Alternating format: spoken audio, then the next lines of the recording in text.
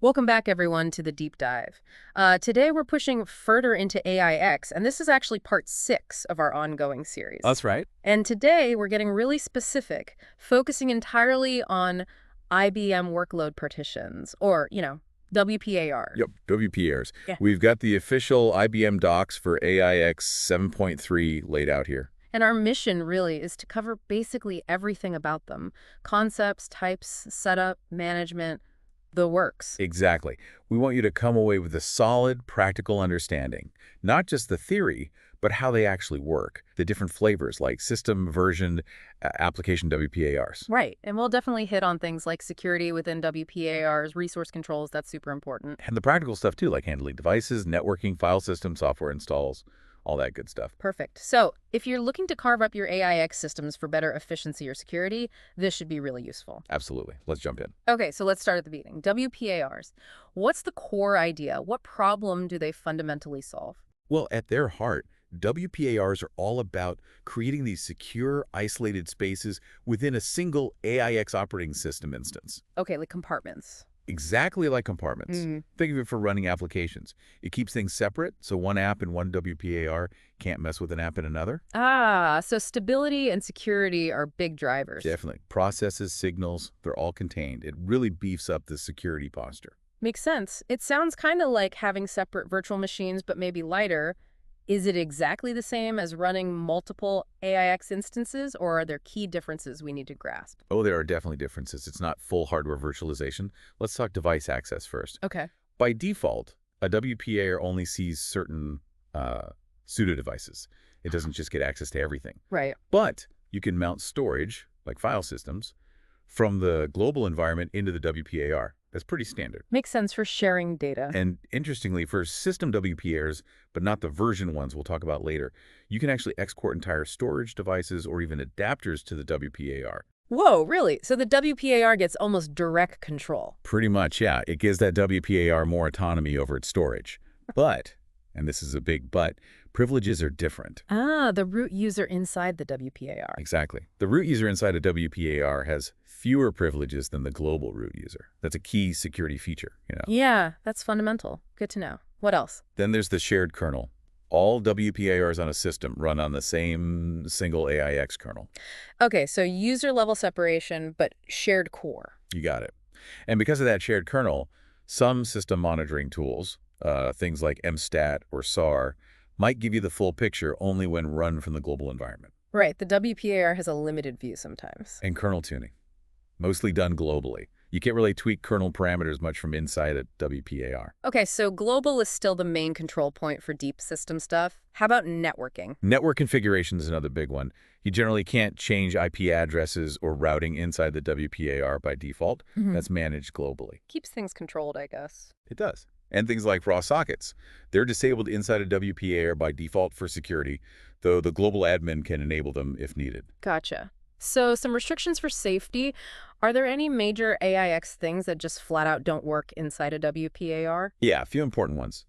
Power HA system mirror for high availability. Nope, not inside a WCAR. Yeah. Same for RSCT. Okay, no clustering inside the partition. Right, and you can't run an NFS server inside one or use WLM controls directly within the WPAR. Interesting. Also, you can't manage WPARs from inside another WPAR. Kernel tuning, as we said, is out. And they strongly advise against using AutoFS within a WPAR. It can cause issues when you try to stop it. Good to know. Potential halt queue issues, too, you mentioned. Yeah, docs mention halt queue might time out sometimes when run inside.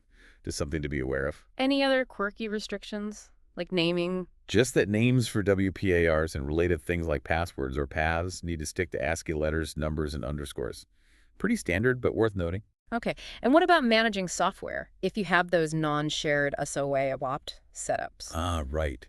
If you make SOSOR and opt-writable and specific to the WPAR, you can't just use the standard install for MGR commands inside for the base OS file sets. So how do you manage it then? You have to use a special command, esirs bins wvpdmgr. It lets you authorize management of specific file sets within that isolated writable copy. Keeps things consistent. Makes sense. You wouldn't want the WPAR messing with core files unexpectedly if it has its own copy. Okay, concepts covered. Let's dig into the types of WPARs. System WPARs first. Right. System WPARs are Kind of like self-contained virtual AIX systems. They have their own private file systems, users, groups, network space, admin controls. Pretty much the whole 9 yards, virtually speaking. Like a mini AIX. Pretty much, yeah. Many standard services are virtualized just for that WPAR. And you mentioned shared versus non-shared system WPARs earlier. Let's break that down. Okay, so by default, a system WPAR is shared. This means its us and opt directories are actually read-only views of a global system's us or an opt. How does that work? Magic links. Sort of. It uses something called namesmounts. It's efficient, saves disk space, and ensures the WPAR always sees the same base OS files as the global system. Okay, that's the shared model. What about non-shared? Non-shared is when you want the WPAR to have its own writable copies of usr and opt. You'd use the ARL flag with NKOPAR when creating it. Or specify different file system types. Exactly. You could tell it to use a local directory, JFS, JFS2, even NFS for its private SR, and opt. The system then copies everything from the global SR and opt into the WPAR space. You need more disk space for that. Definitely. But the big advantage is isolation.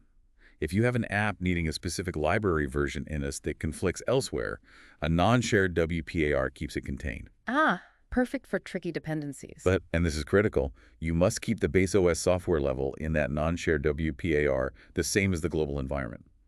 Mismatches can cause real headaches. Use SWVPDMGR for updates inside. Right. Consistency is key. So, shared for efficiency, non-shared for isolation. What about the actual file systems inside the system, WPAR? How are they structured? They look a lot like a normal AIX file system structure. You've got home, var, tm, etc. These can be created in a couple of ways. Okay. One way is globally isolated spaces. These are basically dedicated directories within the global file system, usually under WPARs by default. The global system manages these. So still tied to the global storage layout. Right. The other more powerful way is using a WPAR-owned root volume group, or root VG WPAR. Ah, root VG WPARs. That sounds interesting. Dedicated storage. Exactly. You dedicate one or more physical disks to the WPAR. It then gets its own volume group on those disks, and it manages everything inside logical volumes, file systems, the lot, home, var, teampemp, admin are all in this private root VG. And usr and opt too if it's non-shared. Yep. If it's a non-shared root VG WPAR, even usr and opt live inside its dedicated volume group. How do you set that up? You use the WD flag with mqpar when you create it. You point it to the disk name, say xdisk5, and add root VG yes. mqpar -d dev name desk5 root VG yes -n my barpar. Something like that. Exactly like that. It gives the WPAR admin full control over that slice of storage. It's the highest level of storage isolation you can get for a system WPAR. Seems ideal for workloads needing guaranteed storage separation. Now, there was one more system WPAR type, system copy WPARs. What's their deal? System copy WPARs are basically clones. You create them from an existing AIX system's root VG, or more commonly, from a MXC backup image.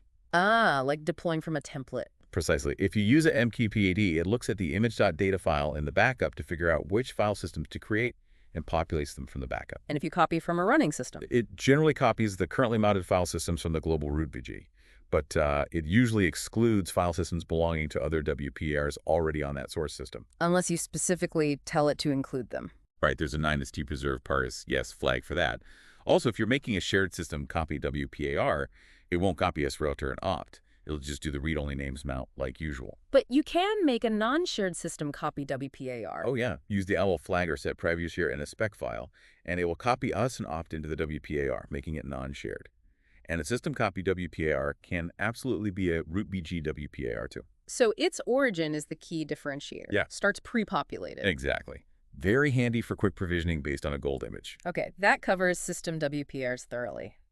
Let's shift gears to version WPARs. This sounds really cool, running an older AIX version inside a newer one. How does that even work? It is cool and super useful for legacy apps. Basically, you take a multicast backup from a system running the older AIX version you need, say AIX 5.3. Okay. You then use that ME and CB to create the version WPAR on your newer system, maybe AIX 7.3. Right. Inside that WPAR, the commands, libraries, the whole runtime environment looks and acts like AIX 5.3 to the applications running there. Even though the underlying kernel is the newer 7.3 kernel. Exactly. The kernel is shared, but the user space environment is the older version. It bridges that compatibility gap for apps that haven't been updated or certified on the newer AIX. That's clever. Must be some requirements or limitations, though. Oh, definitely. First, hardware. Yeah. It's only supported on Power 7 and Power 8 systems. Okay, no Power 9 or 10 yet for this. Right. And for specific older versions like AIX 5.2 or 5.3, you need special licensed program products, LPPs, installed on the global AIX 7 system first. Ah, enablement software. Yep. And there are minimum AIX levels, too, both for the global system and the version being run inside the WPAR. You install the support using install globally. Makes sense. What about limitations inside the version WPR functionality differences? Several key ones. You can't share file systems between a version WPR and any other WPR. Okay, total file system isolation for versioned ones. Right. Also, any commands or features that didn't exist in that older AIX version won't work inside, even if they're on the global system. You can't export physical adapters directly to a version WPAR. And if you make a root VG version WPAR, any standard JFS file systems from the source MKK get automatically converted to JFS2. JFS2 only for version root VG WPRs, then? Correct. You might also find some newer global commands have replaced older ones inside. The omget command can help you track those down if things seem weird. Anything else unusual? A minor thing. Apps inside get limited read-only access to some kernel symbols via defmem, which normal system WPARs don't. And device configuration relies on the global methods, but there's also predefined device data inside the WPAR that can get out of sync. Out of sync. How do you fix that? There's a command, sync to PAR-C, to resynchronize that internal device data with the global system. Good to know. So creating one, it involves that MKK sysb. Yes. You use MKTPAR again, but with a DESC flag for compatibility or versioned. Then use GESB to point to the MKTD image file. MK2PAR DESCB, path2x 53.mktccb-n my VWPAR. Something like that, yeah. And make sure the network, DNS or echosts globally, knows about the WPAR's planned IP and host name before you create it. Got it. Okay, that's versioned WPARs, the last type. Application WPARs. What's their niche? Application WPARs are much more lightweight and focused. Yeah. Their main goal is isolating a single application or a tightly related group of processes, For what purpose? primarily for enabling features like checkpoint restart and live application mobility. Because they isolate just the app, you can snapshot its state, move it, restart it elsewhere without affecting a whole OS environment. Mobility and resilience at the app level. Less overhead than a system WPAR. Much less overhead, yeah. They don't virtualize all the OS services. How do they handle file systems then, if they're so lightweight? That's a key difference. They don't have their own private file system structure like system WPARs. Instead, they operate within the global environment's file system namespace. So they see all the global mounts. By default, yes. When an application WPAR starts, it sees all the file systems mounted globally. You can customize this a bit using the -m flag with the WPARs command, which is how you start apps in these WPARs. But critically, you cannot create new WPAR-specific file systems from within an application WPAR. So if the app needs its own space, you mount it globally first. Exactly. Create and mount the file system globally, then the application WPAR can use it. It's really about process isolation and management, leveraging the existing global infrastructure. Okay, clear distinction. Lightweight app isolation versus full OS virtualization. Let's pivot now to devices within WPARs. We touched on it, but what kinds of devices are officially supported for WPARs to use or manage? Yeah, the support is focused mainly on storage. You're looking at fiber-attached storage devices, fiber channel adapters themselves, and also virtual SCSI disks like VSCSI from a BIOS. So mostly block storage and the adapters connecting to it. Pretty much. These are the types that a WPAR, specifically a system WPAR usually, can be given control over. How does that control work? If you have multiple WPARs, how do you avoid them stepping on each other's toes trying to use the same disk? Good question. The allocation logic depends on whether the WPAR is running or not. Oh. If a WPAR is stopped, you can allocate a device to its configuration. Okay. But the key is the first WPAR that starts after having that device allocated to it actually claims ownership. When it starts, the device usually gets unconfigured globally and then configured inside that WPAR. So first come, first served on startup. Essentially, yes. Yeah. And while a WPAR has that device claimed and is running, you can't mess with the device's configuration from the global environment. It's locked. Makes sense. What if you try to allocate a device to an already running WPAR? Two possibilities. If the device isn't currently owned by another active WPAR, then running CFG-AGR inside the WPAR you just allocated it to should make it available there. And if it is already in use by another active WPAR? Then the allocation still gets recorded in the second WPAR's configuration, but the device won't actually be usable there because it's already exclusively locked by the first WPAR. So the config knows about it, but it can't use it until the first WPAR releases. Exactly. The device stays in a defined state globally while owned by a WPAR. To get global control back, you have to explicitly deallocate it from the WPAR using it. Clear ownership model. What specific storage systems or tape drives does IBM say are supported? They mention examples like the IBM System Storage DS Series, DS3400, DS4700, DS2100, and the XTV system. But the real requirement is fiber channel disks manageable via the SciSticks driver with AIX MPIO. MPIO is key for redundancy, right? Absolutely. For tape drives, you also need specific software packages installed globally, yo.common and yo.fcp. Without those, the WPAR storage device feature won't work. yo.common, yo.fcp. Got it. And finally, managing these directly attached devices requires root privileges globally.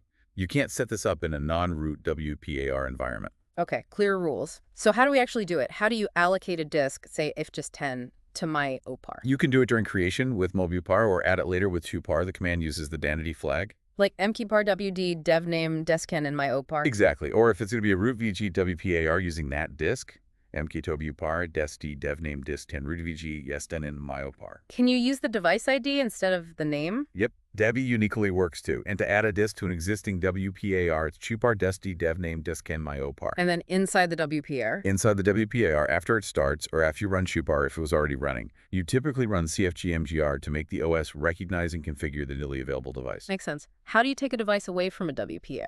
Use chupar again, but with masqué to remove attributes and ADD. So chupar masqué devname disk10 mypar. Chupar match KD. Okay. So once the device is allocated and configured inside the WPAR, how do you manage it? Like change attributes or check paths, use the same commands? You do. That's the nice part. Yep. Inside the WPAR, you use the standard AIX commands. Elsearhel, chakedev, elsvath, rmdev, mkdev, cftngr.